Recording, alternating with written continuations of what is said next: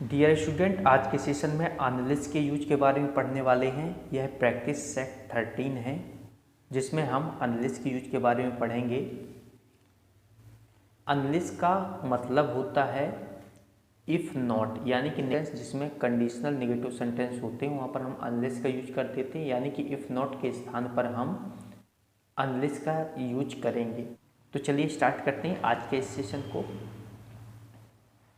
First sentence हमारे पास दिया हुआ है, if you do not do hard work. यदि आप कठिन परिश्रम नहीं करते हो तो यू विल फेल, आप फेल हो जाओगे। कंडीशनल सेंटेंस है, तो जहाँ पर इफ़ यूज हुआ है वहाँ पर हम अनलेस का प्रयोग करेंगे। और इसके रूल पर हमने पढ़ा है कि अनलेस का प्रयोग वहाँ पर होता है जहाँ पर इफ़ और नॉट, यानी कि नेगेटिव कंडीशन यहाँ पर हटेगी तो यहाँ पर डू नॉट हट जाएगा। तो ये unless you do hard work,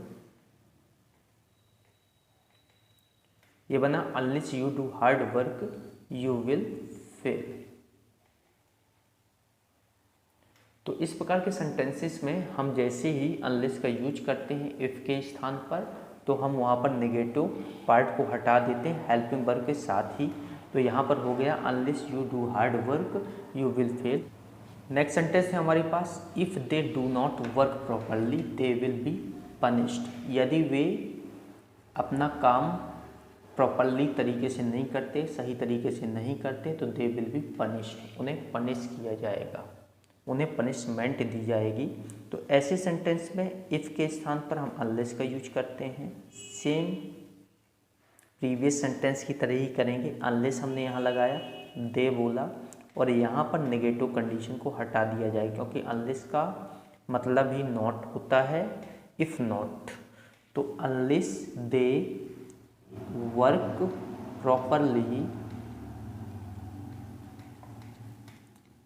they will be punished. तो ये सेंटेंस होगा unless they work properly they will be punished. यदि वे काम सही तरीके से नहीं करते हैं तो उन्हें पनिशमेंट दी जाएगी। नेक्स्ट सेंटेंस ही, if he does not take medicines he will be unwell.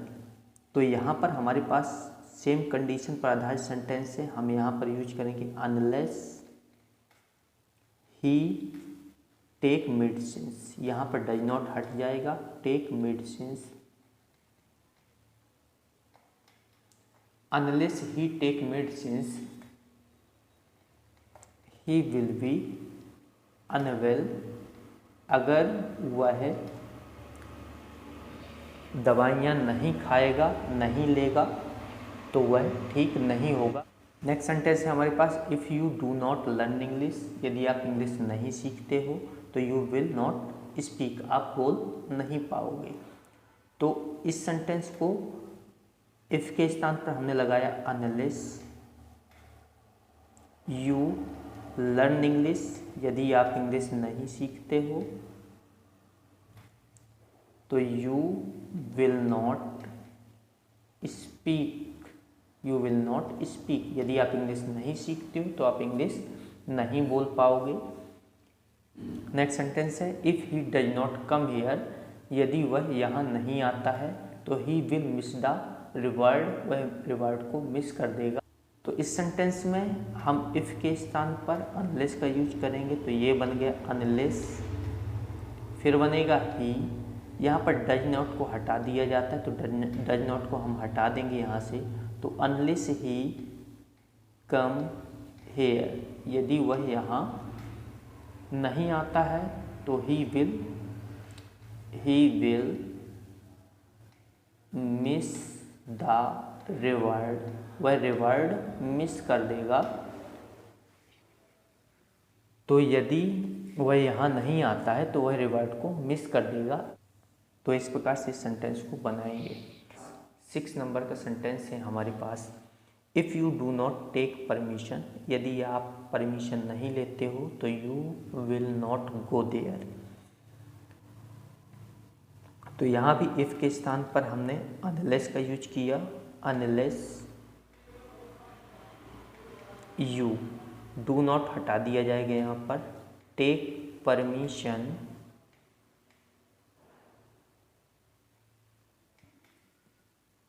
Unless you take permission, यदि आप परमिशन नहीं लेते हो तो you will not go there, आप वहाँ नहीं जा पाओगे।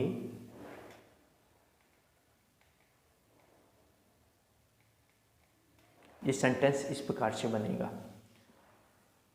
तो हमने आज अनलेस के यूज में ये पढ़ा कि इसमें दो सेंटेंसेस होंगे और उन सेंटेंसेस में जैसे पहला सेंटेंस ये दिया हुआ if you do not take permission, ये एक सेंटेंस हुआ, और दूसरा you will not go there, आप वहाँ नहीं जा पाओगे, ये सेकंड सेंटेंस है। तो हमेशा फर्स्ट सेंटेंस पर ही अनलेस का यूज किया जाता है और फर्स्ट सेंटेंस में नेगेटिव की कंडीशन होती तभी अनलेस का यूज होता है। तो नेगेटिव की जब कंडीशन हो तो हमें इफ़ के स्थान पर अनलेस का यूज करना है और उसके बाद सब्जेक्ट होगा। हमेशा याद रखना है कि अनलेस पहले होगा, उसके बाद हम सब्जेक्ट का प्रयोग करेंगे, उसके बाद जो नेगेटिव पार्ट है उसको हटा देना है, यानी नेगेटिव पार्ट हम पूरा हटाएंगे और पूरा सेम सेंटेंस पूरा यूज कर देंगे। इसमें इस मेथड का प्रयोग करें तो अनलेस का यूज हम कर सकते हैं। जो सेकंड सेंटेंस होगा उसके हमें किसी भी स्टेप से कोई मतलब नहीं है, किसी भी टर्म से कोई मतलब नहीं है, उसे सेम टू सेम लिख देना है, क्योंकि यह एक कंडीशनल सेंटेंस है और कंडीशन सबसे पहले रहती है कि यदि आप इस काम को नहीं करते हो तो आपके साथ ये हो जाएगा।